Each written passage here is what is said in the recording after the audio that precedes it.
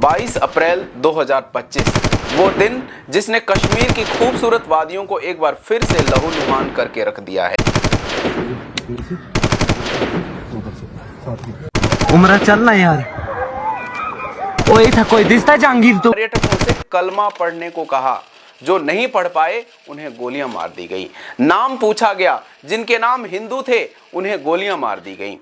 आतंकवादियों का कहना है कि पर्यटकों की बढ़ती संख्या से चरमपंथी चिंतित हैं कि कश्मीर की पहचान मिटाई जा रही है। जो लोग पर्यटकों से हजारों लाखों रुपए कमा रहे हैं, जिनसे उनका घर चलता है, जिनसे आतंकवादियों का पालन पोषण होता है, उन्हें उन स्थानों पर सुरक्षा भी सुनिश्चित करनी ही होगी। और जो जानबूझकर इन आतंकवादियों को मोरल और फाइनेंशियल सपोर्ट प्रदान कर रहे हैं, उन्हें पहचानना, उनसे सतर्क रहना और उन पर सख्त कार्रवाई को सुनिश्चित करना अब समय की आवश्यकता है।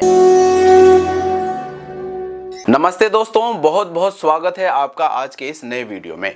22 अप्रैल 2025 वो दिन जिसने कश्मीर की खूबसूरत वादियों को एक बार फिर से लहूलुहान करके रख दिया है।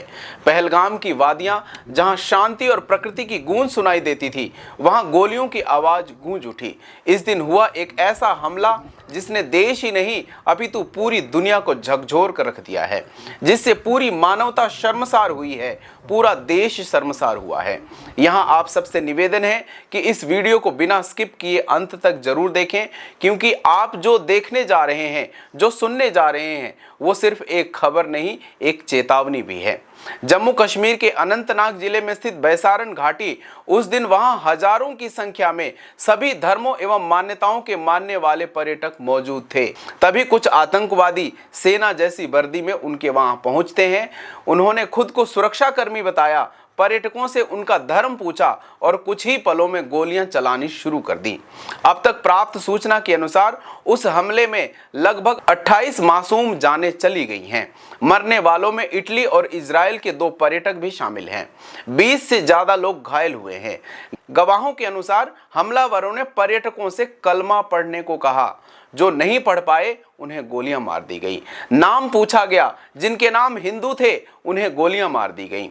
उनसे पूछा गया कहां से आए हो। जिन्होंने इस प्रश्न के उत्तर में उत्तर प्रदेश, मध्य प्रदेश, बिहार, गुजरात, उड़ीसा या कर्नाटक आदि कुछ भी बताया, जिससे उन आतंकवादियों को यह समझ आया कि ये मुस्लिम नहीं है, उन्होंने उन्हें गोलियां मार दी। इस हमले की जिम्मेदारी द रेजिस्टेंस फ्रंट यानी टीआरएफ ने ली है, जो लश्कर-ए-तोयबा से जुड़ा एक संगठन है। टीआरएफ ने एक बयान में कहा है कि यह हमला डेमोग्राफिक चेंज के विरोध में किया गया है, अर्थात घाटी में गैर मुसलमानों के आने जाने के कारण ही उन्हें मार दिया गया है। यहाँ यह प्रश्न उत्पन्न होता है कि क्या यह सिर्फ आतंकी हमला था या इसके पीछे कुछ और भी कारण थे। इस पर अब देश को गंभीरता से विचार करना होगा। टीआरएफ और कई अलगाववादी संगठन मानते हैं कि भारत सरकार कश्मीर में बाहरी लोगों को बसाकर जनसंख्या संतुलन बदल रही है। आतंकवादियों का कहना है कि पर्यटकों की बढ़ती संख्या से चरमपंथी चिंतित हैं कि कश्मीर की पहचान मिटाई जा रही है। क्या किसी को भी यह बात समझ में आती है कि देश भर से आए पर्यटक कश्मीर की डेमोग्राफी कैसे चेंज कर रहे थे? डेमोग्राफी नहीं, उनकी गलती सिर्फ ये थी कि वो हिंदू थे।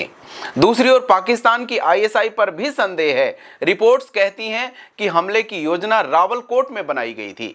वस्तुतः ये हमला भारत द्वारा अंतर्राष्ट्रीय मंचों पर कश्मीर को शांत दिखाने की कोशिश के ठीक बाद हुआ है। यह कश्मीर को अंतर्राष्ट्रीय स्तर पर अस्थिर दिखाने की एक कोशिश है। इसके खिलाफ कठोर से कठोर कार्रवाई करने का वक्त अब आ गया है। रिपोर्ट्स के अनुसार हमलावरों ने लोगों से कलमा पढ़ने, नाम बताने और कहां से आए हो जैसे सवाल पूछे। मकसद था धर्म की पहचान करना।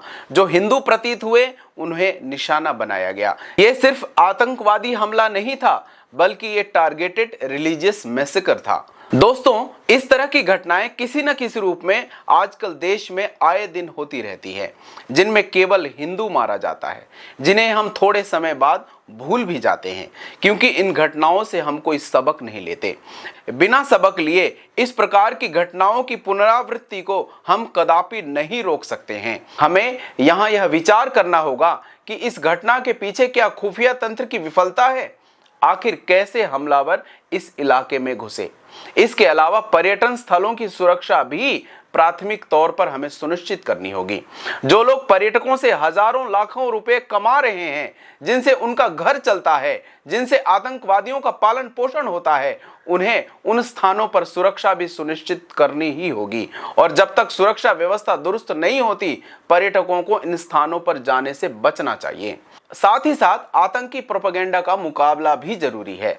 ऑनलाइन और जमीनी स्तर पर भी इस समय देश के अंदर और बाहर अनेक तथाकथित बुद्धिजीवी, सामाजिक कार्यकर्ता और मानवाधिकार कार्यकर्ता ऐसे शामिल हैं जो जानबूझकर इन आतंकवादियों को मोरल और फाइनेंशियल सपोर्ट प्रदान कर रहे हैं। उन्हें पहचानना, उनसे सतर्क रहना और उन पर सख्त कार्रवाई को सुनिश्चित करना अब समय की आवश्यकता है। इसके अतिरिक्त सामाजिक सौहार्द बिगाड़ने वालों पर भी सख्ती से कार्रवाई होनी चाहिए। यही आतंकवादियों की सबसे बड़ी हार होगी। कानून और दंड की सख्ती से समाज में इन घटनाओं की पुनरावृत्ति को रोकने के प्रयास होने चाहिए। और सबसे जरूरी, समाज को बांटने वाली मानसिकता को हर मंच पर हमें चुनौती देना होगा। इस समाज में धार्मिक चोला पहनकर अनेक लोग ऐसे घूम रहे हैं जो इन आतंकवादियों का समर्थन करते हैं और इस तरह के आतंकवादी बनाने की फैक्ट्री चलाने में सहयोग कर रहे हैं। उन सबको अब पहचानने की आवश्यकता है और सख्त से सख्त सजा दिलवाने की आवश्यकता है। इसके बिना अन्य प्रयासों से इस तरह की घटनाओं को रोकने में बहुत जल्दी कोई सफलता मिलने वाली नहीं है। प्रधानमंत्री नरेंद्र मोदी, गृह मंत्री अमित शाह और राष्ट्रपति द्रौपदी मुर्मू ने इस हमले की कड़ी निंदा की है। संयुक्त राष्ट्र महासचिव, अमेरिका, यूरोपीय यूनियन सहित दुनिया के कई नेताओं ने भी इस अमानवीय हमले पर चिंता जताई है। कड़ी निंदा तक तो ठीक है, लेकिन यहां सवाल यह भी है कि क्या केवल बयानबाजी से आतंकवाद को रोका जा सकता है? कदापि नहीं। याद रहे, पत्तों को सींचने से पेड़ कभी भी मजबूत नहीं होता। इसके लिए जड़ों पर काम करना होगा, इसके मूल कारणों पर विचार करना होगा एवं उस पर सख्ती से प्रहार करना होगा। तभी इन परिस्थितियों का मुकाबला किया जा सकता है। वस्तुतः पहलगाम हमला हमें यह सिखाता है कि आतंकवाद सिर्फ सुरक्षा की लड़ाई नहीं है, आज ये धर्म की लड़ाई बन चुका है, विचारों की, विश्वास की और इंसानियत की लड़ाई बन चुका है। दोस्तों, अगर आज भी हम धर्म, जाति या पहचान के नाम पर बांट दिए गए तो आतंक की ही जीत होगी। लेकिन अगर हम एक साथ खड़े रहे, मजबूती से खड़े रहे, तो इस आतंकवाद की हम जड़ें खोद सकते हैं और इस आतंकवाद को हम हरा सकते हैं। आज हमें इस सत्य को समझना ही होगा, अन्यथा हमें कोई भी शक्ति बचाने में समर्थ नहीं होगी। आइए एक होकर खड़े हों आतंक के खिलाफ और इंसानियत के साथ। दोस्तों, आज के इस वीडियो में बस इतना ही। अगली वीडियो में कुछ अन्य चर्चाओं के साथ आपसे मुलाकात होगी, शनिवार ठीक शाम 5 बजे। तब तक जुड़े रहिए हमसे। इस सनातन व्यूज यूट्यूब चैनल को सब्सक्राइब करें, अपने दोस्तों से कराएं और अपने विचार कमेंट सेक्शन में जाकर जरूर शेयर करें। तब तक के लिए धन्यवाद। नमस्ते।